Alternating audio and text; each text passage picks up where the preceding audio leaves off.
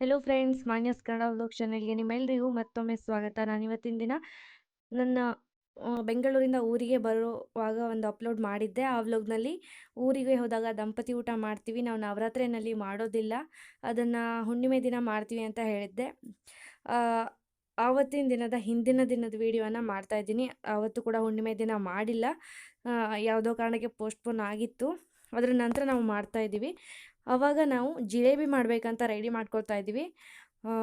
ಅದಕ್ಕೋಸ್ಕರ ನಾವಿಲ್ಲಿ ಪ್ರಿಪೇರ್ ಮಾಡ್ತಾಯಿದ್ದೀವಿ. ಹಿಟ್ಟನ್ನು ಹಿಂದಿನ ದಿನ ರಾತ್ರಿಯೇ ಕಲಿಸ್ಬಿಟ್ಟು ಅದನ್ನು ಕವರ್ ಮಾಡಿ ಪೇಪರಿಂದ ಹಾಗೆ ಇಟ್ಟಿದ್ವಿ. ಈಗ ಅದನ್ನು ಮಾರನೇ ದಿನ ಓಪನ್ ಮಾಡ್ತಾಯಿದ್ದೀವಿ. ಅದಕ್ಕೆ ಸ್ವಲ್ಪ ಹಸಿ ಅಂದರೆ ಕಲಿಸದೇ ಇರೋ ಹಿಟ್ಟನ್ನು ಕೂಡ ಆ್ಯಡ್ ಮಾಡಿ, ಸ್ವಲ್ಪ ಫುಡ್ ಕಲರನ್ನು ಕೂಡ ಆ್ಯಡ್ ಮಾಡಿ ಇನ್ನೂ ಚೆನ್ನಾಗಿ ಮಿಕ್ಸ್ ಮಾಡ್ಕೊಳ್ಬೇಕಾಗತ್ತೆ. ಇದು ಕೂಡ ನಾವು ಫಸ್ಟ್ ಟೈಮ್ ಟ್ರೈ ಮಾಡ್ತಾ ಇರೋದು. ನಾವು ಕೂಡ ಇದರಲ್ಲಿ ಎಕ್ಸ್ಪರ್ಟ್ ಆಗಿರಲಿಲ್ಲ. ಹಾಗೆ ಸುಮ್ಮನೆ ಟ್ರೈ ಮಾಡಿ ನೋಡೋಣ ಅಂತ ದಂಪತಿ ಊಟದ ಹಿಂದಿನ ದಿನ ಇದನ್ನು ಮಾಡ್ತಾಯಿದ್ದೀವಿ. ಹೇಗೆ ಬರುತ್ತೆ ಅಂತ ನೋಡೋಣ ಅಂತ ಟ್ರೈ ಮಾಡ್ತಾಯಿದ್ದೀವಿ. ನನ್ನ ಭಾವ ಇದನ್ನು ಮಾಡ್ತಾ ಇದ್ದಾನೆ, ನೋಡ್ತಾ ಇರ್ಬೋದು ನೀವು. ಅವನೇ ಇದನ್ನು ಪ್ಲ್ಯಾನ್ ಕೂಡ ಮಾಡಿದ್ದು. ಆ ವಿಡಿಯೋ ಕ್ಲಿಪ್ಪನ್ನು ಕೂಡ ನಾನು ಅದಕ್ಕೆ ನಿಮ್ಮ ಜೊತೆ ಶೇರ್ ಮಾಡ್ತಾಯಿದ್ದೀನಿ. ಇವಾಗ ಚೆನ್ನಾಗಿ ಫುಡ್ ಕಲರೆಲ್ಲ ಹಾಕಿಬಿಟ್ಟು ಸ್ವಲ್ಪ ಹಸಿ ಹಿಟ್ಟು ಅಂದರೆ ಮೈದಾ ಹಿಟ್ಟನ್ನು ಕಲಿಸದೇ ಇರೋ ಮೈದಾ ಹಿಟ್ಟನ್ನು ಕೂಡ ಇದರಲ್ಲಿ ಆ್ಯಡ್ ಮಾಡಿಬಿಟ್ಟು ಈ ರೀತಿ ಚೆನ್ನಾಗಿ ಮಿಕ್ಸ್ ಮಾಡ್ಕೊಳ್ತಾ ಇದ್ದಾನೆ. ಇವಾಗ ಹಿಟ್ಟೆಲ್ಲ ರೆಡಿ ಆದಮೇಲೆ ನಾವೊಂದು ಫ್ಲ್ಯಾಟ್ ಆಗಿರೋ ಪ್ಲೇಟನ್ನು, ಸ್ವಲ್ಪ ದೊಡ್ಡ ಪ್ಲೇಟನ್ನು ಇಟ್ಬಿಟ್ಟು ಅದರಲ್ಲಿ ಈ ರೀತಿಯಾಗಿ ಜಿಲೇಬಿಯನ್ನು ಕರ್ಕೊಳ್ತಾ ಇದ್ದೀವಿ. ಹಾಗೆ ನಾನು ಮುಂಚೆನೇ ಹೇಳಿರೋ ಹಾಗೆ ನಾವು ಪರ್ಫೆಕ್ಷನ್ ಇಲ್ಲ ನಮ್ಮಲ್ಲಿ, ಹಾಗಾಗಿ ಅಷ್ಟೊಂದು ನೀಟಾಗಿ ಶೇಪ್ ಕೂಡ ಬರ್ತಾ ಇಲ್ಲ. ನಾನು ಕೂಡ ಟ್ರೈ ಮಾಡಿದೆ, ನೋಡ್ತಾ ಇರ್ಬೋದು ನೀವು. ಒಂದೊಂದ್ಸಲ ನಾನು ಮಾಡ್ತಿರೋದು ತುಂಬ ಫಾಸ್ಟ್ ಆಗ್ತಿತ್ತು, ಇನ್ನು ಕೆಲವೊಂದು ಸಲ ತುಂಬ ಸ್ಲೋ ಆಗ್ತಾ ಇತ್ತು. ಹಾಗೆ ಒಟ್ಟು ಶೇಪ್ ಬರ್ತಾ ಇತ್ತು, ಅದನ್ನೇ ನಾನು ಮಾಡ್ತಾ ಇದ್ದೆ. ಆದರೆ ಶೇಪ್ ಯಾವುದೇ ಬಂದರೂ ಟೇಸ್ಟ್ ಮಾತ್ರ ತುಂಬ ಚೆನ್ನಾಗಿ ಬಂದಿತ್ತು. ಅದನ್ನು ನಾನು ಶೇರ್ ಮಾಡಿದೆ. ಹಾಗಾಗಿ ಇವಾಗ ನಾವು ಇದನ್ನು ಸುಟ್ಬಿಟ್ಟು ಸ್ವಲ್ಪ ಹೈ ಫ್ಲೇಮಲ್ಲೇ ಇಟ್ಕೊಳ್ಬೇಕಾಗತ್ತೆ ಉರಿಯನ್ನು. ನಾವಿಲ್ಲಿ ಸೌದಿ ಒಲೆಯಲ್ಲಿ ಮಾಡ್ತಾ ಇದ್ದೀವಿ. ಇವಾಗ ಜಿಲೇಬಿನ ಸುಟ್ಬಿಟ್ಟು ತಕ್ಷಣಕ್ಕೆ ನಾವು ಇದನ್ನು ಕಟ್ ಮಾಡ್ಕೊಳ್ಬೇಕಾಗತ್ತೆ, ಜಾಯಿಂಟ್ ಆಗಿರೋದನ್ನೆಲ್ಲ. ತುಂಬ ಫ್ಲೇಮ್ ಹೈ ಇರೋದ್ರಿಂದ ಸೀದ್ ಹೋಗ್ಬಿಡುತ್ತೆ. ಹಾಗಾಗಿ ಎಲ್ಲವನ್ನು ಕೂಡ ನಾವು ಫಾಸ್ಟಾಗಿ ಮಾಡ್ಕೊಳ್ಬೇಕಾಗತ್ತೆ. ನಾನಿಲ್ಲಿ ಮೆಜರ್ಮೆಂಟನ್ನೆಲ್ಲ ಹೇಳಿಲ್ಲ, ಯಾಕೆಂದರೆ ನಾವು ಕೂಡ ಫಸ್ಟ್ ಟೈಮ್ ಟ್ರೈ ಮಾಡ್ತಿರೋದ್ರಿಂದ ಹೇಗೆ ಬರುತ್ತೆ ಅಂತ ಗೊತ್ತಿಲ್ಲ ಅಂತ ನಾನು ಅದನ್ನು ಶೂಟ್ ಮಾಡಿರಲಿಲ್ಲ. ಹಾಗಾಗಿ ಮೆಜರ್ಮೆಂಟನ್ನೆಲ್ಲ ನಾನು ಈ ವಿಡಿಯೋನಲ್ಲಿ ತೋರಿಸ್ತಾ ಇಲ್ಲ. ಮುಂದೆ ಯಾವತ್ತಾದರೂ ನಾನು ಇದನ್ನು ಪರ್ಫೆಕ್ಟಾಗಿ ಮಾಡೋದು ಕಲ್ತ್ಕೊಂಡು ನಾನು ನಿಮ್ಮ ಜೊತೆ ಶೇರ್ ಮಾಡ್ತೀನಿ. ಇವಾಗ ಒಂದೊಂದೇ ಜಿಲೇಬಿನೆಲ್ಲ ಕರೆದ್ಬಿಟ್ಟು ಸಕ್ಕರೆ ಪಾಕ, ಕರೆದಿರೋ ಜಿಲೇಬಿಗಳನ್ನು ಸಕ್ಕರೆ ಪಾಕದಲ್ಲಿ ಹಾಕೊಳ್ತಾ ಇದ್ದೀವಿ. ನೋಡ್ತಾ ಇರ್ಬೋದು ನೀವು. ಅದಕ್ಕೆ ಇನ್ನೊಂಚೂರು ಹಿಟ್ಟು ಹಾಕೋಬೇಕಾರೆ ಅದು ರೆಡಿ ಆಗಿಲ್ಲ. ಇವಾಗ ನಾನು ನಿಮಗೆ ತೋರಿಸ್ತೀನಿ ನಾವು ಸುತ್ತಿರೋದು ಯಾವ ರೀತಿ ಆಗಿದೆ ಅಂತ. ಫಸ್ಟ್ ಟೈಮ್ ಅಲ್ವಾ, ಆದರೂ ಪರವಾಗಿಲ್ಲ ಅಂತ ನೋಡಿ. ಜಿಲೇಬಿ ಶೇಪ್ ಅಂತೂ ಬಂದಿದೆ, ಆದರೆ ಅಷ್ಟೊಂದು ಎಲ್ಲ ಕೂಡ ಒಂದೇ ರೀತಿಯಾಗಿ ಇಲ್ಲ. ತೋರಿಸ್ತಾ ಇದ್ದೀನಿ, ನೋಡ್ತಾ ಇರ್ಬೋದು ನೀವು. ಕಲರ್ ಕೂಡ ತುಂಬ ಚೆನ್ನಾಗಿತ್ತು. ತಿನ್ನೋದಕ್ಕೂ ಕೂಡ ಟೇಸ್ಟಲ್ಲಿ ಯಾವುದೇ ರೀತಿಯ ವ್ಯತ್ಯಾಸ ಇರಲಿಲ್ಲ. ಬಟ್ ನೋಡೋದಕ್ಕೆ ಮಾತ್ರ ಸ್ವಲ್ಪ ಅಷ್ಟೊಂದು ಚೆನ್ನಾಗಿ ಇರಲಿಲ್ಲ. ಈ ರೀತಿಯಾಗಿ ತೆಗೆದ್ಬಿಟ್ಟು ಸಕ್ಕರೆ ಪಾಕದಲ್ಲಿ ಹಾಕಿ ನಾವು ಇದನ್ನು ಮಾಡ್ಕೊಳ್ತಾ ಇದ್ದೀವಿ, ಸೋಕ್ ಆಗೋದಕ್ಕೆ ಬಿಡ್ತಾ ಇದ್ದೀವಿ. ಇವಾಗ ನನ್ನ ಮಾವ ಮಾಡ್ತಾ ಇದ್ದಾರೆ ಜಿಲೇಬಿಗಳನ್ನು. ಅವ್ರು ನಮಗಿಂತ ಚೆನ್ನಾಗೇ ಮಾಡ್ತಾಯಿದ್ರು. ಒಂದು ಎರಡನ್ನು ಸುತ್ತಾ ಇದ್ರು ರೌಂಡನ್ನು. ತುಂಬ ದೊಡ್ಡದಾಗಿ ಮಾಡ್ತಾ ಇರಲಿಲ್ಲ. ಅವ್ರದ್ದು ಕೂಡ ತುಂಬ ಚೆನ್ನಾಗೇ ಬಂತು ನಮಗಿಂತ. ಅದನ್ನು ಕೂಡ ನಾನು ನಿಮ್ಮ ಜೊತೆ ಶೇರ್ ಮಾಡಿದೆ. ಹಾಗೆ ನನ್ನ ಅತ್ತೆ ಕೂಡ ಹೆಲ್ಪ್ ಮಾಡ್ತಾಯಿದ್ರು. ಅಲ್ಲಿ ಮಾವ ಕರಿತಾ ಇದ್ದಾರೆ ಜಿಲೇಬಿಯನ್ನು, ಹಾಗೆ ಅತ್ತೆ ಹೆಲ್ಪ್ ಮಾಡ್ತಾ ಇದ್ದಾರೆ. ನಾನು ವಿಡಿಯೋ ಶೂಟ್ ಮಾಡ್ತಾ ಇದ್ದೀನಿ. ಇವಾಗ ಜಿಲೇಬಿ ಎಲ್ಲ ಆಲ್ಮೋಸ್ಟ್ ಕರ್ದಾಗ್ತಾ ಬಂತು. ನಾವು ಕೂಡ ಟೇಸ್ಟ್ ಮಾಡ್ತಾ ಇದ್ದೀವಿ ಹೇಗಾಗಿದೆ ಅಂತ. ರುಚಿಯಲ್ಲಿ ಯಾವುದೇ ರೀತಿಯ ಬದಲಾವಣೆ ಇರಲಿಲ್ಲ, ಬಟ್ ಶೇಪ್ ಅಷ್ಟೊಂದು ಚೆನ್ನಾಗಿ ಬಂದಿರಲಿಲ್ಲ. ಹಾಗೆ ಕೆಲವೊಂದು ಗರಿಯಾಗಿ ಕ್ರಿಸ್ಪಿಯಾಗಿ ಬಂದಿರಲಿಲ್ಲ, ಕೆಲವೊಂದು ಬಂದಿತ್ತು. ಅದನ್ನೇ ಅದಕ್ಕಾಗಿ ನಾನು ಮೆಜರ್ಮೆಂಟನ್ನೆಲ್ಲ ಹೇಳಿಲ್ಲ. ಇಲ್ಲಿ ನೋಡ್ತಾ ಇರ್ಬೋದು ನೀವು. ಈಗ ಸಕ್ಕರೆ ಪಾಕದಲ್ಲಿ ನೆಂದಿದೆ. ಇದನ್ನು ನಾನು ಇವಾಗ ಒಂದೊಂದನ್ನೇ ಎತ್ತಿಡ್ತಾ ಇದ್ದೀನಿ. ನಾಳೆ ದಂಪತಿ ಊಟ ಇರೋದ್ರಿಂದ ನಾನು ಸ್ವಲ್ಪ ಹೂ ಕೊಯ್ಕೊಂಡು ಬರೋಣ ಅಂತ ಅಂದ್ಕೊಂಡಿದ್ದೀನಿ. ನಾಳೆಗೆ ಏನಪ್ಪ ಇವ್ರು ಇವತ್ತೇ ಕೊಯ್ತಾರೆ ಅಂತ ಅಂದ್ಕೋಬೇಡಿ. ಮೊಗ್ಗನ್ನು ಕೊಯ್ದಿಟ್ರೆ ನಾಳೆ ಅದು ಅರಳುತ್ತೆ, ದಾಸವಾಳದ ಹೂವೆಲ್ಲ. ಹಾಗಾಗಿ ಅದನ್ನು ಕುಯ್ಯೋದಕ್ಕೆ ನಾನು ಇವಾಗ ಹೊರಡ್ತಾ ಇದ್ದೀನಿ. ಅದನ್ನು ಕೂಡ ನಾನು ಶೂಟ್ ಮಾಡಿದ್ದೀನಿ ಕೆಲವೊಂದಷ್ಟನ್ನು, ಅದನ್ನು ನಿಮ್ಮ ಜೊತೆ ತೋರಿಸ್ತೀನಿ. ಇವಾಗ ನೋಡ್ಕೊಂಡು ಬನ್ನಿ. ಇವಾಗ ನಾನಿಲ್ಲಿ ಬಿಳಿ ದಾಸವಾಳದ ಮೊಗ್ಗೆಯನ್ನು ಕೊಯ್ಯೋದಕ್ಕೆ ಬಂದಿದ್ದೀನಿ. ಇಷ್ಟು ಚಿಕ್ಕದಾಗಿರುತ್ತೆ ಇದು. ಅದು ಆಮೇಲೆ ಅದು ನಾಳೆ ಬೆಳಿಗ್ಗೆ ಅರಳುತ್ತೆ, ತುಂಬ ಚೆನ್ನಾಗಿರುತ್ತೆ. ಇದು ಸ್ವಲ್ಪ ಜಾಸ್ತಿ ಹೂ ಬಿಡುತ್ತೆ ಯಾವಾಗಲೂ. ಈ ರೀತಿಯಾಗಿ ನಾನು ಒಂದೊಂದೇ ಮೊಗ್ಗೆಯನ್ನು ಕೊಯ್ತಾ ಇದ್ದೀನಿ. ಬೇರೆ ಹೂವನ್ನು ಪೇಟೆಯಿಂದ ತರೋ ಅವಶ್ಯಕತೆ ಇರೋದಿಲ್ಲ. ಇಲ್ಲಿ ನಮ್ಮಲ್ಲೇ ತುಂಬ ಹೂವಿರೋದ್ರಿಂದ ನಾವು ಇದರಲ್ಲೇ ತುಂಬ ಹೂಗಳನ್ನು ಯೂಸ್ ಮಾಡ್ಕೋಬೋದು.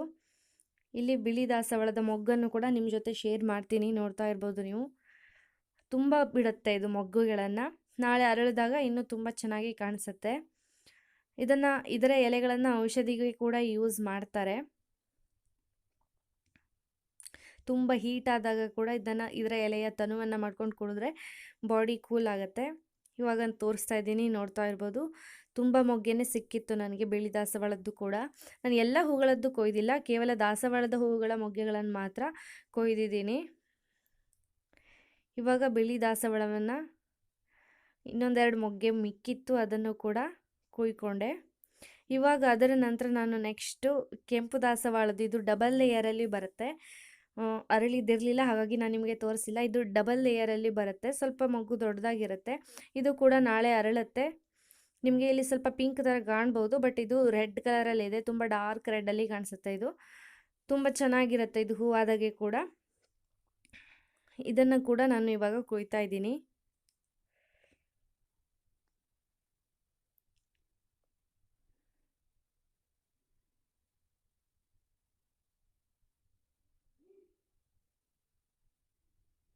ನೋಡ್ತಾ ಇರಿ, ಹತ್ತಿರದಿಂದ ತೋರಿಸ್ತಾ ಇದ್ದೀನಿ ನಾನಿವಾಗ. ಇವಾಗ ಅಲ್ಲಿಂದ ನಾನು ಮತ್ತೆ ತೋಟಕ್ಕೆ ಕೂಡ ಹೋಗ್ತಾ ಇದ್ದೀನಿ. ಅಲ್ಲಿ ಕೂಡ ಇನ್ನೊಂದು ರೀತಿಯ ಕೆಂಪು ದಾಸವಾಳದ ಹೂವಿನ ಗಿಡ ಇದೆ, ತುಂಬ ಒಂದು ಸಾಲೆ ಇದೆ. ಹಾಗಾಗಿ ಇಲ್ಲಿ ನಾನು ಹೊಂಡವನ್ನು ಕೂಡ ತೋರಿಸ್ತಾ ಇದ್ದೀನಿ. ಇವಾಗ ನಮ್ಮ ತೋಟದಲ್ಲಿ ನಾನು ಹೋಗ್ತಾ ಇದ್ದೀನಿ. ಎಲ್ಲಿ ನೋಡಿದರೂ ಕೂಡ ಗ್ರೀನಾಗೇ ಇರುತ್ತೆ. ತುಂಬ ಮಳೆ ಬಂದಿರೋದ್ರಿಂದ ಕಳೆ ಕೂಡ ತುಂಬ ಜಾಸ್ತಿ ಬಂದಿದೆ. ಇವಾಗ ನಾನು ದಾಸವಾಳ ಗಿಡ ಸ್ವಲ್ಪ ತುಂಬಾ ಹೈಟ್ ಆಗಿದೆ. ನಾವು ಈ ರೀತಿ ಕೊಕ್ಕೆಯನ್ನು ಯೂಸ್ ಮಾಡಿಕೊಂಡು ಇದನ್ನು ಕೊಯ್ಬೇಕಾಗತ್ತೆ. ಹಾಗಾಗಿ ಇದನ್ನು ಕೊಯ್ತಾ ಇದ್ದೀನಿ ಇವಾಗ. ಅದನ್ನು ಕೂಡ ನಾನು ನಿಮಗೆ ತೋರಿಸ್ತೀನಿ, ನೋಡ್ತಾ ಇರ್ಬೋದು. ಇದು ಸ್ವಲ್ಪ ಡಬಲ್ ಲೇಯರ್ ಬರೋದಿಲ್ಲ, ಕೇವಲ ಸಿಂಗಲ್ ಲೇಯರಲ್ಲಿರುತ್ತೆ. ನೋಡೋದಕ್ಕೂ ಕೂಡ ತುಂಬ ಚೆನ್ನಾಗಿರುತ್ತೆ. ತುಂಬ ಹೈಟಾಗಿದೆ ಗಿಡ ನೋಡಿ. ಈ ರೀತಿ ಬಗ್ಸ್ಕೊಂಡು ಕೊಯ್ತಾ ಇದ್ದೀನಿ. ಇದನ್ನು ಕೂಡ ನಾನು ಕೊಯ್ಕೊಂಡು ಬರ್ತಾ ಇದ್ದೀನಿ. ಇವಾಗ ಇದಾದಮೇಲೆ ಇನ್ನೊಂದು ರೀತಿಯ ದಾಸವಾಳದ ಮೊಗ್ಗೆಯನ್ನು ಕೊಯ್ಯೋದಕ್ಕೆ ನಾನು ಇವಾಗ ಹೋಗ್ತಾ ಇದ್ದೀನಿ. ಇದು ಬಂದುಬಿಟ್ಟು ಆಫ್ ವೈಟ್ ಅಂತ ಹೇಳ್ತಾರೆ, ಅಥವಾ ನಾವು ಕ್ರೀಮ್ ಕಲರ್ ಅಂತ ಹೇಳ್ತೀವಿ. ಇದು ಕೂಡ ಸಿಂಗಲ್ ಲೇಯರಲ್ಲೇ ಬರುತ್ತೆ. ಇದರ ಮೊಗ್ಗುಗಳನ್ನು ಕೂಡ ನಾನು ಕಟ್ ಮಾಡ್ಕೊಳ್ತಾ ಇದ್ದೀನಿ. ನೋಡ್ತಾ ಇರ್ಬೋದು ನೀವು. ತುಂಬ ವೆರೈಟೀಸ್ ದಾಸವಾಳದ ಗಿಡ ಇದೆ ನಮ್ಮ ಮನೇಲಿ. ನಮ್ಮ ಮನೆಯ ಕೈತೋಟ ಅನ್ನೋ ವಿಡಿಯೋ ಕೂಡ ನಾನು ಆಲ್ರೆಡಿ ಅಪ್ಲೋಡ್ ಮಾಡಿದ್ದೆ. ಅದರ ಲಿಂಕನ್ನು ಕೂಡ ನಾನು ಡಿಸ್ಕ್ರಿಪ್ಷನ್ ಬಾಕ್ಸ್ನಲ್ಲಿ ಹಾಕಿರ್ತೀನಿ, ಇಂಟ್ರೆಸ್ಟ್ ಇದ್ದರೆ ಚೆಕ್ ಮಾಡ್ಬೋದು. ನಾನಿವಾಗ ಅದನ್ನು ಕೂಡ ಕಟ್ ಮಾಡಿಕೊಂಡು ಇವಾಗ ದೂರ್ವೆಯನ್ನು ಕೊಯ್ಯೋದಕ್ಕೆ ಹೋಗ್ತಾ ಇದ್ದೀನಿ. ಹಾಗಾಗಿ ನಾನು ಇವಾಗ ನಮ್ಮ ಕೊಟ್ಟಿಗೆ ಹತ್ರ ಬರ್ತಾ ಇದ್ದೀನಿ. ಇದು ಗದ್ದೆ, ಇವಾಗ ಅಲ್ಲಿ ಮಾಡ್ತಾ ಇಲ್ಲ, ಕಬ್ಬನ್ನು ಹಾಕಿದ್ದೀವಿ. ಹಾಗೆ ಹೋಗಿ ರೈಟಲ್ಲಿ ತಿರುಗಿದ್ರೆ ನಮ್ಮ ಕೊಟ್ಟಿಗೆ ಇದೆ. ಅಲ್ಲಿ ತುಂಬ ದೂರ್ವೆಗಳು ತುಂಬ ಚೆನ್ನಾಗಿ ಬೆಳೆದಿದ್ವು. ತುಂಬ ಇದೆ ನಮ್ಮ ಮನೇಲಿ, ಬಟ್ ಅಲ್ಲಿ ತುಂಬ ಜಾಸ್ತಿಯಾಗಿ ಸ್ವಲ್ಪ ಹೈಟಾಗಿ ಬೇಗನೆ ಕೊಯ್ಬೋದು. ಹಾಗಾಗಿ ನಾನು ಅಲ್ಲಿ ಹೋಗ್ತಾ ಇದ್ದೀನಿ. ನೋಡ್ತಾ ಇರ್ಬೋದು, ಗದ್ದೆ ಮಧ್ಯದಲ್ಲಿ ಕೂಡ ಈ ರೀತಿ ನೀರು ಹರಿತಾ ಇದೆ. ಮಳೆ ಕೂಡ ಇನ್ನೂ ನಿಂತಿಲ್ಲ, ಇಲ್ಲಿ ತುಂಬ ಬರ್ತಾ ಇತ್ತು. ಹಾಗಾಗಿ ಎಲ್ಲ ಕಡೆ ಕೂಡ ನೀರೇ ಇತ್ತು. ಇವಾಗ ನಾನು ಹೋಗ್ತಾ ಇದ್ದೀನಿ ದೂರ್ವೆಯನ್ನು ಕೊಯ್ಯೋದಕ್ಕೆ. ಅಲ್ಲೂ ಕೂಡ ಒಂದು ಸಣ್ಣ ಕ್ಲಿಪ್ಪನ್ನು ಶೂಟ್ ಮಾಡಿದ್ದೀನಿ, ಅದನ್ನು ನಾನು ನಿಮ್ಮ ಜೊತೆ ಶೇರ್ ಮಾಡ್ತೀನಿ. ಮಳೆ ಜಾಸ್ತಿ ಬಂದಿರೋದ್ರಿಂದ ಕಳೆ ಕೂಡ ತುಂಬ ಇದೆ, ಅದನ್ನು ಇನ್ನು ಮುಂದೆ ಕಟಾವು ಮಾಡಬೇಕು. ನೋಡ್ತಾ ಇರ್ಬೋದು, ಇದು ಫುಲ್ ಇಲ್ಲೆಲ್ಲ ಇರೋದು ದೂರ್ವೆನೇ, ಹೈಟ್ ಆಗಿದೆ. ಹಾಗಾಗಿ ನಿಮಗೆ ಹುಲ್ ಥರ ಕಾಣಿಸ್ಬೋದು, ಬಟ್ ಇದೆಲ್ಲ ಕೂಡ ದೂರ್ವೆನೇ. ಇವೆಲ್ಲ ಅಲ್ಲ, ಸ್ವಲ್ಪ ಈ ರೀತಿ ಮೂರು ಕಾಣಿಸೋದು ದೂರ್ವೆ. ನೋಡ್ತಾ ಇರ್ಬೋದು ನೀವು, ಇದು ದೂರ್ವೆನೇ ಹೈಟಾಗಿ ಬಂದಿದೆ. ಇಲ್ಲಿ ತುಂಬ ಪೌಷ್ಟಿಕವಾಗಿ ಬೆಳೆದು. ಇವಾಗ ನಾನು ಇದನ್ನು ಕೂಡ ಇವತ್ತೇ ಕಟ್ ಮಾಡಿ ಇಟ್ಕೊಳ್ಳೋಣ ಅಂತ ಕೊಯ್ತಾ ಇದ್ದೀನಿ. ನೋಡಿ, ಇವಾಗ ಒಂದು ಸೆಟ್ ಕೊಯ್ದಾಯಿತು, ಇನ್ನೂ ಒಂದು ಸೆಟ್ ಕೊಯ್ಯೋಣ, ಟೈಮ್ ಅಂತೂ ಇದೆ ಅಂತ ಕೊಯ್ತಾ ಇದ್ದೀನಿ. ಹಿಂದ್ಗಡೆ ಕಾಣಿಸ್ತಿರೋದು ನಮ್ಮ ಕೊಟ್ಟಿಗೆ, ಹಾಗೆ ತೋಟ ಇದು.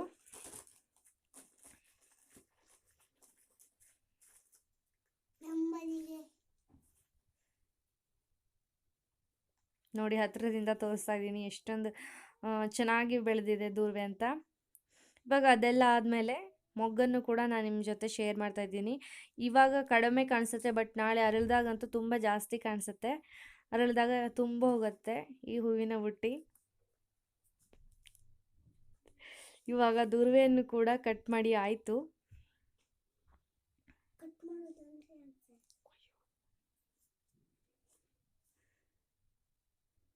ಇವಾಗ 2 ಸೆಟ್ ಕೂಡ ಕೊಯ್ದು ಆಯಿತು. ನಾನಿವಾಗ ವಾಪಸ್ ಮನೆ ಹತ್ತಿರ ಹೋಗ್ತಾ ಇದ್ದೀನಿ.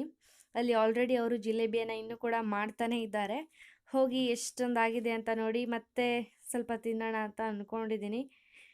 ಇವಾಗ ದೂರ್ವೆ ಹೂವಿನ ಮೊಗ್ಗೆ ಎಲ್ಲ ಕೊಯ್ದುಬಿಟ್ಟು ಇವಾಗ ಮತ್ತೆ ನಾನು ವಾಪಸ್ ಮನೆ ಕಡೆ ಹೊರಟಿದ್ದೀನಿ.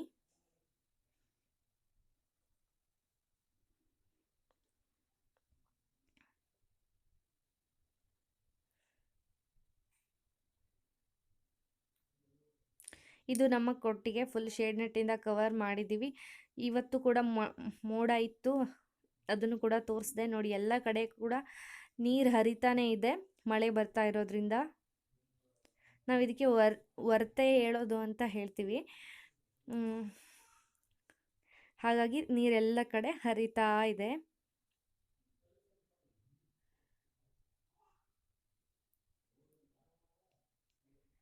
ಇವಾಗ ನಾನು ವಾಪಸ್ ಮನೆ ಕಡೆ ಬಂದೆ. ನೋಡಿ ಬಿಸಿ ಬಿಸಿಯಾದ ಹಾಗೂ ಜ್ಯೂಸಿಯಾದ ಜಿಲೇಬಿ ರೆಡಿ ಆಗಿತ್ತು.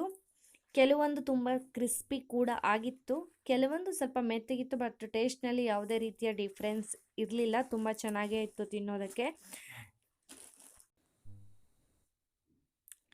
ಇವಾಗ ಜಿಲೇಬಿ ಎಲ್ಲ ಮಾಡಿ ಮುಗೀತು, ಸಂಜೆ ಆಗ್ತಾಯಿದೆ. ಇವಾಗ ನಾಳೆಗೋಸ್ಕರ ನಾವು ಕಟ್ಟಿಗೆನ ಕಟ್ ಮಾಡ್ತಾ ಇದ್ದೀವಿ. ಈ ರೀತಿ ಮರದ ದಿಮ್ಮಿನ ನಾವು ಗರಗಸ ಅಂತ ಹೇಳ್ತೀವಲ್ಲ, ಅದರಿಂದ ನಾವು ಕಟ್ ಮಾಡ್ಕೊಳ್ತಾ ಇದ್ದೀವಿ. ಈ ರೀತಿ ತುಂಡು ಮಾಡಿಬಿಟ್ಟು ಇದನ್ನು ಮತ್ತೆ ಕೊಡ್ಲಿಯಿಂದ ಇದನ್ನು ಒಡೆದು ಸೌದಿಯನ್ನು ಮಾಡಿಕೊಂಡ್ರೆ ತುಂಬ ಚೆನ್ನಾಗಿ ಬರುತ್ತೆ. ಅದಕ್ಕೋಸ್ಕರ ನಾವು ಈ ರೀತಿ ಕಟ್ ಮಾಡ್ಕೊಳ್ತಾ ಇದ್ದೀವಿ.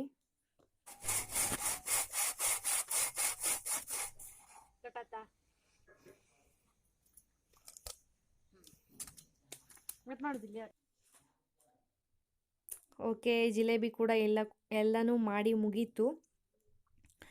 ಇವತ್ತಿನ ವ್ಲಾಗನ್ನು ನಾನು ಇಲ್ಲೇ ಎಂಡ್ ಮಾಡ್ತೀನಿ. ಈ ವ್ಲಾಗ್ ನಿಮಗೆ ಇಷ್ಟ ಆದರೆ ಪ್ಲೀಸ್ ಈ ವಿಡಿಯೋನ ಹೆಚ್ಚು ಲೈಕ್ ಮಾಡಿ. ನೀವು ಲೈಕ್ ಮಾಡೋದ್ರಿಂದ ಮಾತ್ರ ನನ್ನ ವೀಡಿಯೋಸ್ ನಿಮಗೆ ಇಷ್ಟ ಆಗಿದೆ ಅಂತ ನನಗೆ ಗೊತ್ತಾಗುತ್ತೆ. ಹಾಗೆ ನಿಮ್ಮ ಅನಿಸಿಕೆ ಅಭಿಪ್ರಾಯಗಳನ್ನು ನನಗೆ ಕಾಮೆಂಟ್ ಮೂಲಕ ತಿಳಿಸಿ. ಹಾಗೆ ಹೆಚ್ಚು ನಿಮ್ಮ ಫ್ರೆಂಡ್ಸ್ ಆ್ಯಂಡ್ ಫ್ಯಾಮಿಲಿ ಜೊತೆ ನನ್ನ ವೀಡಿಯೋವನ್ನು ಶೇರ್ ಮಾಡಿ. ಯಾರು ಈ ಚಾನಲನ್ನು ಹೊಸದಾಗಿ ನೋಡ್ತಾ ಇದ್ದೀರೋ ಅವರು ಪ್ಲೀಸ್ ಕೆಳಗಡೆ ಕಾಣೋ ರೆಡ್ ಕಲರ್ ಬಟನನ್ನು ಕ್ಲಿಕ್ ಮಾಡಿ ನನ್ನ ಚಾನಲನ್ನು ಸಬ್ಸ್ಕ್ರೈಬ್ ಮಾಡ್ಕೊಳ್ಳಿ. ಹಾಗೆ ತಕ್ಷಣ ಪಕ್ಕದಲ್ಲಿ ಒಂದು ಬೆಲ್ ಐಕಾನ್ ಕಾಣಿಸುತ್ತೆ. ಇದರಿಂದ ನಾನು ಮುಂದೆ ಯಾವಾಗೆಲ್ಲ ವೀಡಿಯೋಗಳನ್ನು ಅಪ್ಲೋಡ್ ಮಾಡ್ತೀನೋ ಆವಾಗ ನಿಮಗೆ ನೋಟಿಫಿಕೇಷನ್ ಬಂದು ತಲುಪುತ್ತೆ, ನೀವೇ ಮೊದಲಿಗರಾಗಿ ನೋಡ್ಬೋದು. Thanks for watching. ಮತ್ತು ನನ್ನ ಮುಂದಿನ ವೀಡಿಯೋದಲ್ಲಿ ಸಿಗ್ತೀನಿ.